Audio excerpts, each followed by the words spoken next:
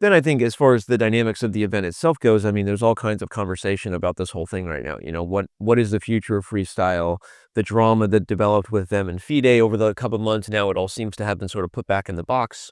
Um, and so I think people have skepticism and criticism, rightfully so at times, as to whether this is just a Magnus Carlsen plaything because he got bored with the world championship and found some random German millionaire who was crazy enough to do this, and let's see what happens. I'm just being rated R. Like that's the skeptical approach is what actually really is the future of this. I think Magnus has many great points, and there's a reason he's excited about this and turned his back on the traditional world championship cycle. I'm not invalidating his view, but I'm saying that's a criticism. So I think the test of time of whether it's about more than just something that your generation, you and Magnus and Hikaru and others really like, how much do the younger players enjoy this event compared to something that, you know, I guess now again, it's interesting because you're probably unique in that I would argue if we were asking who the best classical chess player in the world is right now, he's sitting between us. And I think that I disagree. I think that Thank you. I think so. I think Magnus, I mean, there's Magnus doesn't play classical chess, and he wouldn't be motivated to play classical chess, which means I don't think would be the best Sure, in that we'd format. say we don't have much info on Magnus at the moment. Yeah. Uh, So you're saying Magnus would still be the best? no, let's say we don't have enough info on Magnus. Okay. I don't know. I mean, we just don't know this. I mean, like if you're telling me, okay, Magnus versus Gukesh in a match, I'm definitely putting my money on Magnus, right? And you would too, I assume. But we still don't have enough info, and classical chess is also tournament chess. But if we look at my like quality of play in the last, say 5 months, I think I'm definitely below. Yeah, but before that, you were having one of the best years of your career. Sure, To be honest, I've had a few classical wise. I've had a top few months, but okay, we should look at the recent data, I guess. I wouldn't say that up. I would think it would be a little bit biased if I were to Okay. say that at the moment. Well, But I do appreciate. and even when I compliment you, I'm not just look. There are a lot of. I mean, Hikaru's had a really good compliment too. He's currently number 2 in the world, right? But I don't. What? It's sort of difficult to gauge who's the best player right And now. and so what? Is it Hikaru? He doesn't play. That's what I was going to get to. Gukesh is the world champion, but he's struggling in chess 960. Not necessarily struggling in classical chess. Actually, he's doing quite well in. Yeah.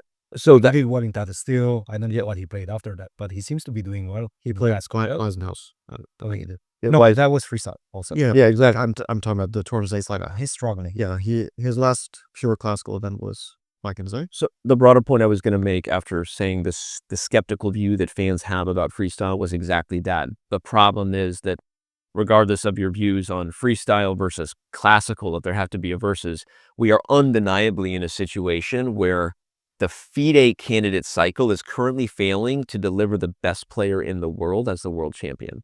For whatever reason, because of how the system works, maybe because the best player in the world doesn't want to play that format. But is that a And- problem? Well, I don't know that it's a problem. Is that Exactly, because like, look, in other sports, I don't think that it's having a failure. I mean, the thing is, like, if you want to say who's the best player in the world, and most people say Magnus, and if you want to say who has the best classical record, considering that Magnus doesn't play that much, who has the best classical record of the last year, then I think Gukesh is a fair bet, considering he won candidates in Tata, or tied for first in Tata and lost to Prague. And you think Gukesh is the best classical chess player in the world? he could be I would say in like in a match? He could be in a match. no, not in the match, but He's not the best player in the world. no, He's not even a top 5. But you don't know about that in any sport. Like, for example, a boxing champion. The intrigue is going to be that some contender is maybe better than him Right. whenever the match. And you have different weight classes, right? You have different. Also, a really good comparison is actually running. Usain Bolt would lose a marathon. Sure. Like they're built differently. It's completely different sport, but it's still it's the physical act of running. Maybe it's the most comparable though. But you're I right. think that chess, like if you compare Blitz to Rapid, it's still very similar, and you see more or less the same people at the top, not necessarily the same at the very top, but more or less the same at the top. But you can't compare long distance running to sprinting.